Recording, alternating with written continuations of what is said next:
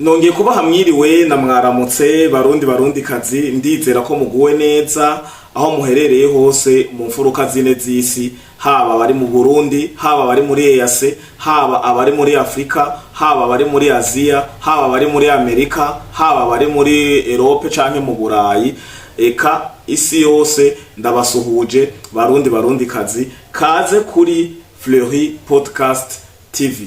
Nkuko bisanzwe imbere yanyu ni Fleury le Patriote wa musesanguzi wanyu. Hanyuma ndizera abarundi umwe wese aherereye ko mwazindutse musidukanye n'iyonka mugenda gutora indongozi, kuko birahimbaye no gutwagwa n'indongozi twitoreye. None sivyo, imvura iguye igwira bose.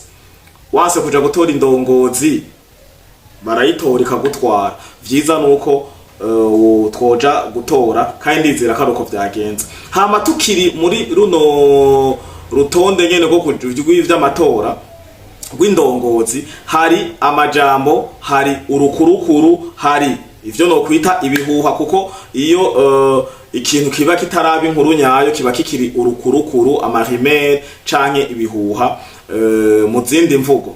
Ivyo bihuha rero ngo Fleury biganahe canke nibihuha bivuga iki? Twese turamuzi Apotre Isidore Mbayahaga. Ndasubiyemwo, nta murundi numwe canke umunyarwanda canke uwundi muntu wese yagize amahirwe go kumva runo rurimi ndiko ndakoresha atazi canke yoba yobewe Apotre Isidore Mbayahaga. Kakagwi ka Pacifique, Reno Dibutari, Antoine Kaburahe n'abandi benshi bariko baramwandika ko kuva ku munsi wejo bapostinga. Ndavuga nk'ipost iri kiragaragara canke yasirikiye cane yacanye ko ni post canke publication y'uwitwa Antoine Kaburahe. Uyu nawe tumuzi nk'uwahora arongoye ikinyamakuru citwa Iwacu. Ico kinyamakuru murazi ivyo cakoze, murazi ivyo kiriko kirakora n'ubu muri uno mwanya tuvugana, murazi uruhara cakoze muri 2015 mu migumuko eka n'imbere yaho. Ivyo sindabitebako. Ati none bamuvuze kiki Apotre Isidore Mbayahaga? Bavuga ati, iyo poste ivuga ati yanditse mu rurimi rw'igifaransa, abagira amahirwe yo kuja kwishure ngiye ngaha ndayisigure mu Kirundi namwe muriko muravyisomera. Ndagerageza kuvunagura nsigura ivyo yavuze. Iyo post ivuga ati ku masoko yacu yizewe, dufatiye ku masoko yacu yizewe kandi ngo ari sérieux, umva yandi adahengeshana iyo abahaye amakuru atanke kabavuga ati aya makuru niyo. Ayo masoko rero ya Antoine Kaburahe ngo avuga ko Apotre Isidore Mbayahaga vuba bidatinze ngo ashoboye kugenwa nk'icegera c'umukuru w'igihugu. Ndasubiramwo, Apotre Mbayahaga ngo vuba arashoboye kugenwa nkuko mubibona mu gifaransa nka Vice-Présidence w'igihugu c'u Burundi. Ayo n'amajambo canke ivyo ne publication canke ni vyakozwe na Antoine Kaburahe, umumenyesha makuru w'ikinyamakuru Iwacu. Tukiri ibinyene mu vy'amatora rero, reka tugire ko nk'umujyi w'igisahira tuve gatoyi kuri Apotre Isidore Mbayahaga tuje ku mukozi w'Imana Dieudonne. Umukozi w'Imana rero Dieudonne ati Fleury uje wewe kumuvugako iki? Dieudonne nawe uje kumuvugaho iki? Kutahora uvuga ku bakozi b'Imana bimeze gute? Je sinje kumuvuga ko bibi, sinje kubavuga ko bibi. Mbere kuri uno munsi w'amatora ni ibintu novuga ko ari coincidence, ni ibintu novuga ko ari ibintu vyinjiranyemwo, ari ibintu vy'igitangaza. Isidore Mbayahaga akavugwa ko agomba kugenwa vuba nk'icegera c'umukuru w'igihugu. Pasteur Dieudonne nawe akaba ariko aritoza mu bitoza mu ba chef de quartier, nimba ndabivuze mu kinofunofu, muri izi ndongozi zibanze. Nkuko mubizi amatora ariko araba kuri uno munsi uri hejuru. Ati rero nibiki ivyo nibitangaza canke nigiki coba gitumye ushaka kuvuga kuri uwo mukozi w'Imana? Dieudonne twese turamuzi, arongoye ishengero Oasis. Dieudonne twese turamuzi, yari yamamarije mu kibanza c'umukuru w'igihugu mu manda iheruka. avayo atamahigwe aronse kuko haburana babiri hagatsinda umwe. Dieudonne yarihanganye akomeza gusenga nk'umukozi w'Imana, buraca bucana yandi burongera buraca gushika naho hageraho kwitoreza ikibanza c'aba shinga amateka.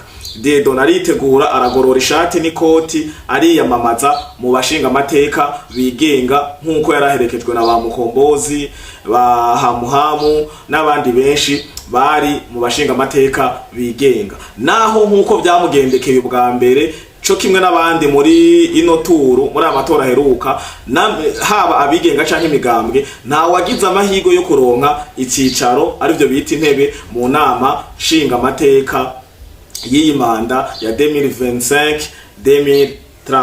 Amajwi yose canke ivyicaro vyose bikaba vyatsindiye umugambo uri ku butegetsi CNDD-FDD. Ibi sinje kubitebako, reka rero twinjire ibwina idonido kuri umukozi w'Imana Dieudonne.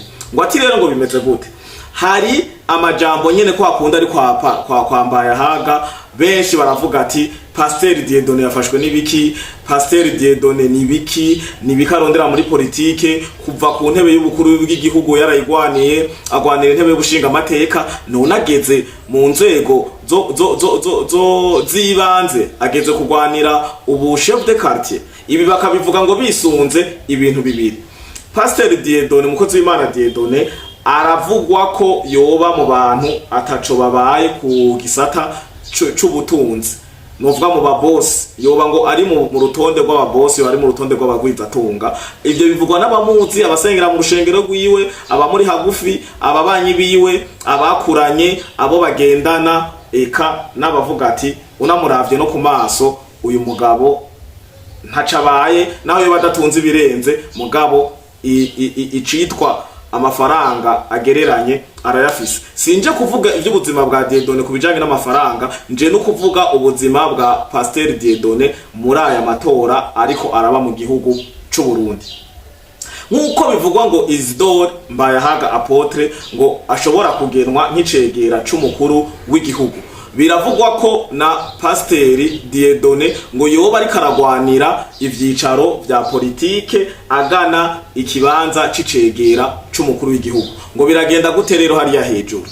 Mbayahaga bivugwa ko agomba hari cizere ko azogenwa canke vuba canke hirya yejo akagenwa nk'icegera c'umukuru w'igihugu, na Dieudonne bikavugwa ko yoba ari karaharanira kugira ayo mahigo yo kugenwa nk'icegera c'umukuru w'igihugu. Ati bimeze gute? Mu mategeko shinga y'igihugu, mu mategeko y'igihugu y'uburongozi bw'igihugu c'u Burundi, mu gace kayo kijana na 23 nimba ntihenze neza na gace kijana na 23 havuga ati, musome hano amategeko ari mu Gifaransa no mu Kirundi, aha aye ndiko ndabereka. Havuga ati umukuru w'igihugu c'u Burundi arashoboye aragena icegera ciwe, umva icegera c'umukuru w'igihugu. Uwo muntu rero umukuru w'igihugu agena abanzwa kwemezwa n'ibisata bibiri by'amategeko ngaha mu gihugu c'u Burundi. Yemezwa n'inama nshinga amateka, akemezwa n'inama nkenguza amateka. Kandi akabiga nuko ivyo bisata bibiri bidahurira mu nama y'amakoraniro imwe ngo bamwemereze hamwe. Ivyo itegeko rivuga ati inama nshinga amateka imwemeza ukwiwe, inama nkenguza amateka ikamwemeza ukwiwe, hanyuma bakazanira umukuru w'igihugu bigaca gicamwo, bagaca bavivura. Ariko musi yibi mpejeje kubabwira hari akantu kameze nk'urufunguruzo. Itegeko ngiri havuga ati uyo muntu ategerezwa kugenwa avuye mu batowe. Uyo muntu agenwa, uyo muntu atwagwa mu namashinga amateka akemezwa, agatwagwa mu namankenguza amateka akemezwa, ategezwa kuba ari mu rutonde rw'abatowe, ivyo bita parmi les élus. Ngo ikaba ariyo rero ntambara canke akaba ariyo nyota, akaba ari umuvuduko, akaba ari uwo mwete umukozi w'Imana Dieudonne ngo yoba afise. Bikavugwa hisunzwe amafishe yarasirikira kuva ku munsi wa hirya yejo nejo no mu gatondo, surtout ifoto zigaragara abanditse ahantu ku bihome, ku mapoto, ku maportaye eka n'ahandi henshi nk'uko abandi bose bariko bariyamamariza bino bibanza babigenjeje. Rero Dieudonne akaba ako yitoreza mu gace kitwa nimba ari Nyungwe mu Ruziba mu ntara ya Bujumbura. Rero Dieudonne ngo ako yoba agwanira kuja mu rutonde rwabo bitwa aba eri, abo bitwa ko batowe kugira ngo agire amahirwe yo kugenwa no kwemezwa nk'icegera c'umukuru w'igihugu. Aha naho tugaca twumva bamwe bacoza inzego z'igihugu na leta y'igihugu bakifatira mu gahanga umukozi w'Imana apotre Isidore Mbayahaga, ngo Mbayahaga ngo ni pyo y'umugambwe, ngo ni pyo y'igihugu y'umugambwe urongoye igihugu, ngo niwe bashize hajya kugira acafuze abandi bantu kuna kuriya. Mugo bo reka ndabivuge nkuko babivuga, baravuga ati Apotre Mbayahaga niwe muntu wo mu bwoko bw'ubututsi. Mu Burundi turavuga ubwoko no muri amashinga amateka muri constitution y'igihugu birahari, ngo niwe muntu wo mu bwoko bw'abatutsi CNDD-FDD yoba yarafashe yironkeye yitoreye ngo avuga atarya umunwa, avuga abatutsi bagenzi we, avuga ivyabaye ku gihugu c'u Burundi, avuga kuri histoire yimbitse cyane atacanyegeje, atari y'umunwa, atagiye hariya na adaciye ku ruhande. Ivyo navyo bikababaza bamwe muri abo boba basangiye ubwoko, surtout ba Pacifique, ba Antoine Kaburahe, ba Alexis Nduhije, ba na ya société civile menshi arakunda guhaguruka amugwanya. Tutibagiye mu gihugu c'u Rwanda baba sesanguzi ba feki za ndongozi z'u Rwanda muzosanga, kuko kenshi yo Apotre Mbayahaga atanze amakuru atavuze Burundi, aravuga ku makuru mpuzamahanga, actualité internationale. Ugasanga yashize nk'abanyamurenge u Rwanda ibi na biriya, nabo bagaca baza bakishura. Murabona ba Kabarebe, ba Duhungirehe n'abandi benshi mu gihugu c'u Rwanda. Ubu rero bwa televiziyo online leta y'u Rwanda ya FPR inkotanyi yasukamwe amafaranga bwirirwa buraririmba buhoha umukozi w'Imana Apotre Isidore Mbayahaga. Kumuvuga si bibi, kuko je nama nababwiye ico bita l'homme de la valeur et l'objet qu'on critique toujours. Siniga ngo namuvugire, ariko ivyo akora jewe ku ruhande rw'iwanje ndabishima, kandi n'abarundi sinzi barabishima. Nikigaragaza uzosanga ahantu hari aka video ka Apotre Mbayahaga bose basize yimitwe bariko barumviriza. Tugombe twihoze politike niyo ari karavuga ubutumwa, uhuye n'aka video bagize agashoti, bagize kagufi ka Apotre Isidore Mbayahaga, udasetse urahezagirwa kandi ukaryama umeze neza. Reka rero ninjire mu majambo avugwa bavuga ati Mbayahaga wehe bana na politike ntibikubereye, wa mukozi w'Imana mwiza ashimwa n'abantu, akora ibintu bikagera kure, hebana na politike, hebana n'ivyo bintu wirirwamwo, hebana niyo mitigito, ja mwitorero kuko na kare ngo ntabakozi b'Imana baja muri politike. Aha rero je nande camereretse, je nkafuriye hiro patriote umusesanguzi wanyu, sinemeranya na y'amajambo bavuga ngo umukozi w'Imana ngo umuntu wese akijijwe ngo ntaja mu vya politike. Ni ibinyoma, kuko ubuzima bwose tubayeho mu gifaransa bavuga ati tout est politique. Ibintu byose tubayemwo ni politike, kuryama, kuvyuka, kwambara, gufungura, kugenda, ibintu byose dukora ni politike. Raba bavuza abakozi b'Imana ngo si politike, ni murabe Musa umuntu wa mbere yatanguye kuronka ivyo bita aya mategeko tugira ko za constitution, code penale, amategeko yose tugira ko n'isi nzima, si mu Burundi gusa, yatanguriye kwa Musa. Ja gusesangura les 10 commandements, ajya mabwirizwa 10. Ntukibe, ntugatuke so na nyoko, ntukipfuze, ntutuke Imana. Ivyo byose tugiye mu mubiri, mumvuze mu mubiri ni muri amategeko y'isi, amategeko agira ku bihugu. Mu gihugu c'u Burundi utukana birahanwa. Mu gihugu c'u Burundi indogozi ntitukwa kugira badatuka Imana, batarogota no kuri mpemu yera. Mu gihugu c'u Burundi eka n'isi nzima hariho ibintu bidakogwa bihuriranye najya mabwirizwa ari muri Bibiliya. Tora umwana w'abandi umusambanye urabe amategeko y'igihugu ica kugira. Ivyo byose bihuriranye na Bibiliya. Bibiliya yaba Nouveau Testament, Ancien Testament, Bibiliya yariyo yose iremera kandi iravuga amategeko ariyo mabwirizwa ariyo n'isi igirako. rero nico gituma muri ko muravuga ngo umukozi w'Imana ngo ntaja mu vya politike, aho jewe ntitwemerana, aho je nta kintu na kimwe twemezanya, kuko mugiye gusesangura ibivugirwa muri Bibiliya nivyo bivugirwa no mu mategeko y'isi ya hano iwacu. Rero igituma je mvuga ko politike abakozi b'Imana badakumiriwe, ahubwo je mvuga ati vyobaye na vyiza gusumba abakirisu, aba barokore, abantu twemera Imana, abantu dusenga, abantu twirirwa turasabira igihugu n'indongozi, twese twijukiye tugahagurukira rimwe tukaja muri ibi twita politike. Mugabo nababwiye politike turayigendana mu mufuko, politike tuyigendana mu telefone, politike tuyigendana ahantu hose. Uhindukiye ni politike, wumvise wumva politike, uravye uraba politike, uvuze uvuga politike. Vyiza rero ahubwo je nahamagarira twebwe twitwa ngo abarokore, twe twitwa ngo turakijijwe, ahubwo ni musidukane n'iyonka kugira igihugu c'u Burundi kironke indongozi zikijijwe, gironke indongozi z'abakozi b'Imana, kironke indongozi zigamburukira uhoraho. Na kare vya bindi dukunda kumva bagiriza indongozi ngo kunyonora, ngo kudakunda igihugu, kwiba, inzankano, ibi na biriya bivugwa mu bihugu vya Afrika muri rusange eka n'isi nzima. Ndizera neza ko ivyo bintu byoca bisa n'ibitorewe umuti, naho atacera ngo de. Mugabo iyumvira umukuru w'igihugu akijijwe, ivyegera vyose bikijijwe, n'amashinga amateka ikijijwe, abakenguza amateka, mwe mwibaza ko bakijijwe mugabo vy'ukuri, bakijijwe vy'ukuri apana n'uburyarya, mwibaza ko ico gihugu coba kimeze gute? Akarorero koroshe, reka ndagicurike gato. Genda mu bihugu vy'Abarabu, ibihugu vy'Abarabu majoritairement musulman, atamukirisu abazwayo. Gende murabe solidarite bafise, gende murabe ibihugu vy'Abarabu kungene bitunze. Hake baragira ngo zango ba Elon Musk, ngo ba Bill Gates, ngo bande, umugwiza atunga wa mbere mw'isi n'Umwarabu. Na nico gituma Prince wa Dubai yigeze gutanga challenge, aravuga ati ni mu mpuho umugwiza atunga wa mbere mw'isi, mutwugarane hama turye amafaranga dufise, turye amafaranga dufise. Ndarya amahera yanje ari kuri konte, ndarya amahera yanje mfise mu nzu mu makofre for, nuwo mugwiza atunga arya amahera yiwe ari kuri konte, arya amahera yiwe afise muri kofre for. Hanyuma duheze tuce turaba uw'amahera aherana. Rero twe turabona ngo naka ngo nanaka ngo nanaka, abantu bagiye hamwe.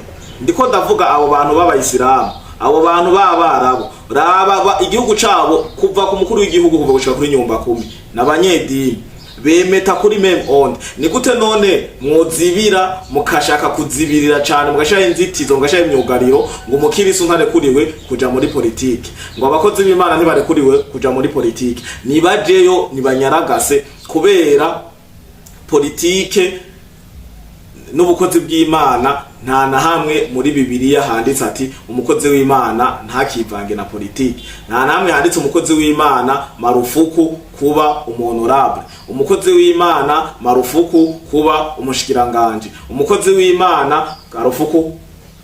Sishaka no kurandira, sishaka no kumwubahuka, ariko reka ndamutangika akarorero anyihanganire n'umuryango wiwe ikana leta n'umugambe akomokamo. Muri leta iyi leta iheruka twari dufise umukozi w'Imana kandi wo hejuru cyane, yasizwe amavuta n'Imana kandi yubahwa kandi aciye bugufi. Kimenyamenya uri nzu n'umuntu Pacifique nini nahazwe Antoine y'ama société civile avuga ati muri leta iheze nukuri ntitworeka gushima, turashimiye umukozi w'Imana yahora arongoye inama nkenguza mateka ariwe Emmanuel Sinzohagera. Ntiyari muri politike, ntiyavyitwayemo neza, mavamuga atavyitwayemo neza. None izo ntahenda babwiye ntazo mwabonye?